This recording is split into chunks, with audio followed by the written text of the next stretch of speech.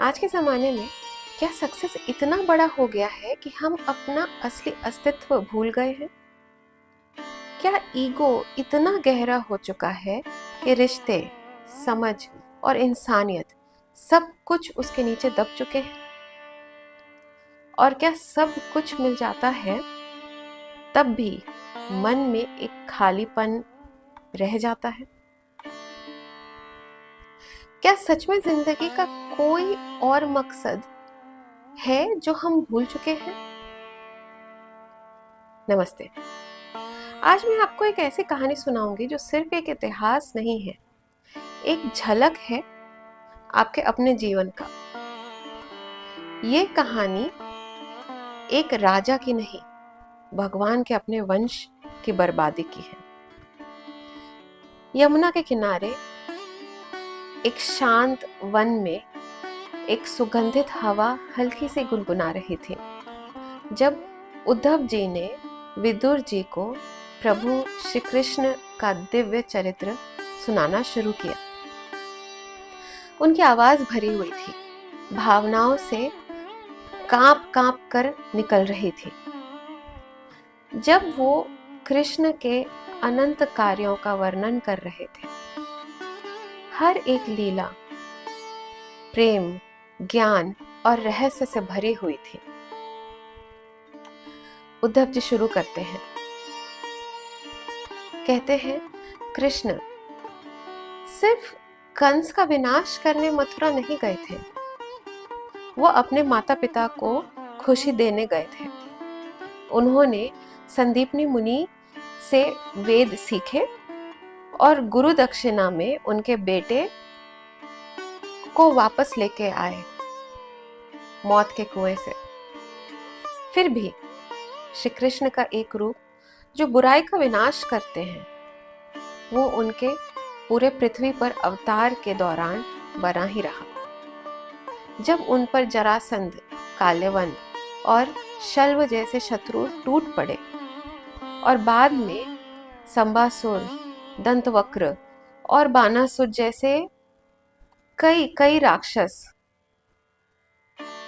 कितने लोगों से ही उनका सामना हुआ, तब भी श्री कृष्ण ने ये सुनिश्चित किया कि अधर्म की शक्तियों का अंत हो। लेकिन उद्धव जी ने एक और गहरी बात बताई। प्रभु ने चाहे कितने ही दुश्मनों का विनाश क्यों न किया हो, उनके मन को कभी शांति नहीं मिली। कुरुक्षेत्र के महायुद्ध के बाद उद्धव जी ने कहा, जहां 18 अक्षौहिणी सेनाएं नष्ट हो गई, श्री कृष्ण की चिंता बनी रही। उन्होंने सिर्फ दुनिया नहीं बदली, उन्होंने लोगों के मन भी बदले। लेकिन सबसे बड़ा शिखर तो अभी बाकी था, उनका अपना वंश, यदुवंश। क्योंकि अब अधर्म का भार उनके अपने यदुवंश पर टिक गया था। और फिर उद्धव जी की आवाज भर जाती है। श्री कृष्ण ने पहले ही देख लिया था कि यदुवंशियों की शक्ति और उनका अहंकार, जो उन्हें उनकी दिव्य शक्ति से मिल रहा था, अंत में उनके विनाश का कारण बनेगा। उनकी लीला धीरे धीरे पर अटूट ढंग से प्रकट होने लगी।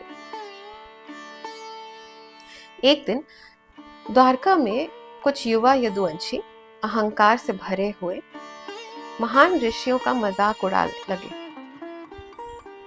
उनकी ये मूर्खता उन्हें एक भयंकर श्राप दिलवा गई, और वही श्राप उनके वंश के अंत का बीज बन गया।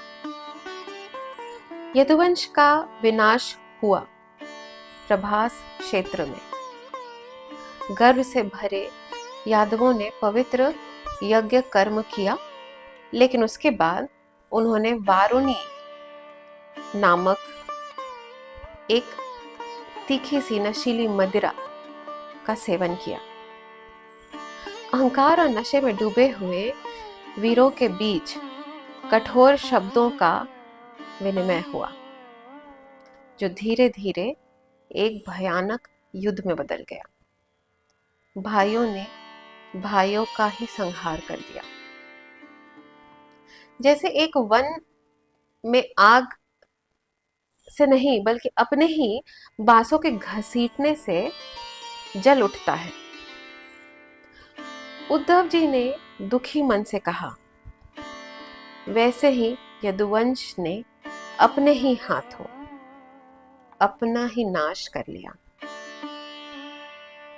भगवान श्री कृष्ण ने जब उन्होंने अपने ही कुल का विनाश का संकल्प किया, तब मुझे पहले ही कहा था, उद्धव तुम बद्री के आश्रम चले जाओ।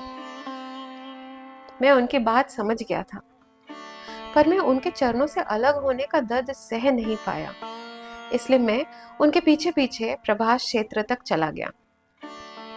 वहां मैंने देखा, वो कृपा के साक्षात स्वरूप भगवान श्री कृष्ण सरस्वती के पवित्र जल से आचमन कर रहे थे, जो स्वयं सबका आश्रय है, जिन्हें खुद किसी आश्रय की जरूरत नहीं है। वो श्याम सुंदर सब ऐश्वर्यों के निवास एक छोटी से पीपल के छांव में अकेले बैठे थे, प्रकाशमय और शांत।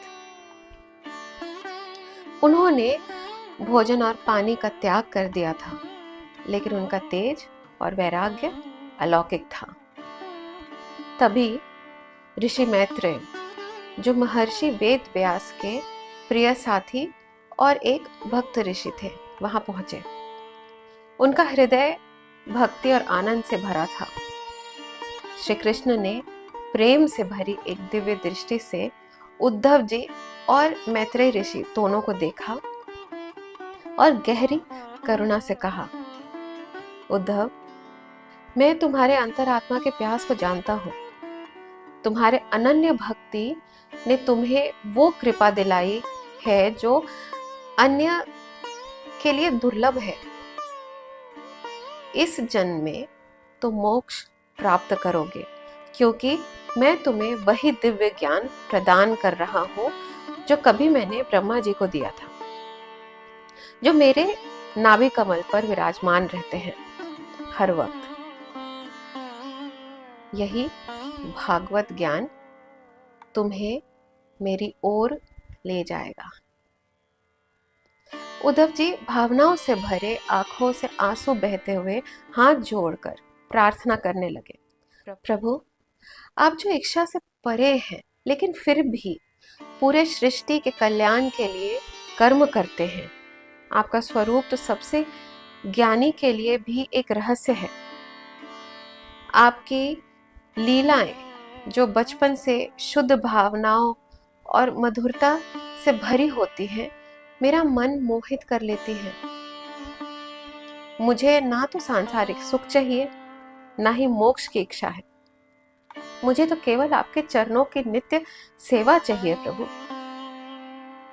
कृपया मुझे वही परम ज्ञान प्रदान कीजिए, अगर मैं उसके योग्य हूं तो, जो आपके स्वरूप का रहस्य खोलता है और इस संसार सागर से पार करने में सहायक है। श्री कृष्ण ने दिया वो ज्ञान, आत्मा का ज्ञान, जो किसी योग से भी ऊपर है, जिसमें ये समझ आता है कि हम शरीर नहीं, एक अनंत आत्मा है। उस ज्ञान को ग्रहण करने के बाद उद्धव जी ने श्री कृष्ण को प्रणाम किया और चल पड़े बद्रिकाश्रम नर और नारायण के शरण में, जैसा प्रभु चाहते थे। जब उद्धव जी ने ये दिव्य घटना विदुर जी को सुनाई, तो विदुर जी का मन श्री कृष्ण के वंश के विनाश से दुखी था, लेकिन उद्धव जी के द्वारा दिए गए ज्ञान में उन्हें गहरी शांति मिली। विदुर जी, जो उस परम ज्ञान के लिए तरस रहे थे, विनम्रता से बोले, हे उद्धव जी, कृपया मुझे वो उपदेश सुनाइए जो प्रभु श्री कृष्ण ने आपको दिया, जो उनके दिव्य स्वरूप का सार प्रकट करता है। उद्धव जी ने उत्तर दिया, इस ज्ञान के लिए आपको महर्षि मैत्रेय के शरण में जाना होगा, क्योंकि प्रभु ने स्वयं मुझे यही कहा था कि उनकी शिक्षा आप तक मैत्रेय ऋषि के माध्यम से ही पहुंचेगी। ये सुनकर विदुर जी आत्मविभोर भी हुए और दुखी भी कि अंत समय में प्रभु उनके बारे में इतना सोचे और आदेश देकर गए। वो दुखी हुए कि प्रभु उन्हें अंत समय में याद कर रहे थे, पर वे वहां नहीं थे।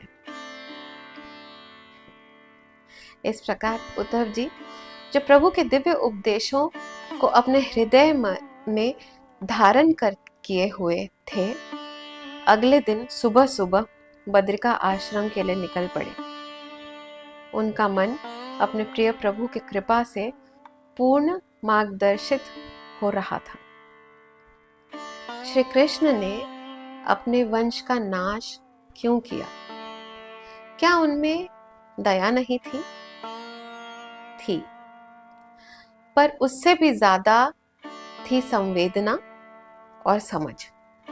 ईगो के साथ कुछ भी अमर नहीं होता है, न संबंध, न समृद्धि और न संसार। उन्होंने सिखाया, जो ऊपर जाता है ईगो के साथ वो जरूर गिर जाता है, और जो नीचे झुकता है प्रेम और सेवा के साथ वो कभी नहीं गिरता। आइए समझते हैं कि 5 लर्निंग्स इस कथा के माध्यम से। ईगो कभी भी सफलता का साथ नहीं देता है, वो तो विनाश का बीज है। अपनी असली शक्ति ज्ञान और सेवा में है, ना कि दिखावा और ताकत में। सही समय पे डिटैच हो जाना सच्चा योग है। जो तुम्हारे सबसे करीब है, अगर उनमें अहंकार है तो उनसे भी दूरी जरूरी है। जिंदगी का असली मकसद सिर्फ जीतना नहीं, पर समझना और मुक्ति पाना है। इस वीडियो के शुरुआत में कुछ सवाल आपने सुने थे। ईगो, सफलता, खुद से जुड़ा होना। आज श्री कृष्ण ने इस कहानी के माध्यम से इन सभी सवालों का जवाब हमें फिर से दिया है।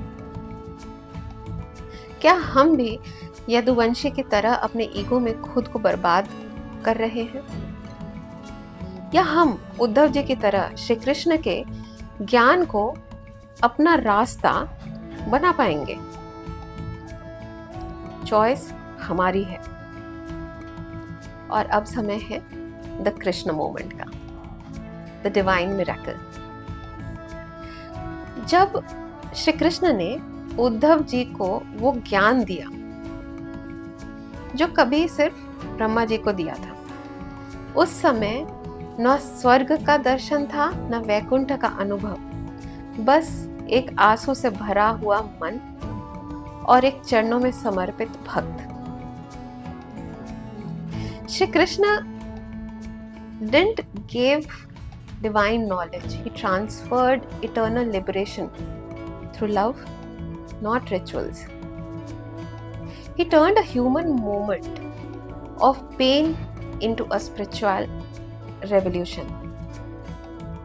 Uddhav became the carrier of the Bhagavata wisdom, meant for all of us, meant for all of humanity. अंत में इस कथा को जरूर शेयर कीजिए, ताकि हर इंसान हर ईगो से ऊपर उठकर एक उद्धव बन सके।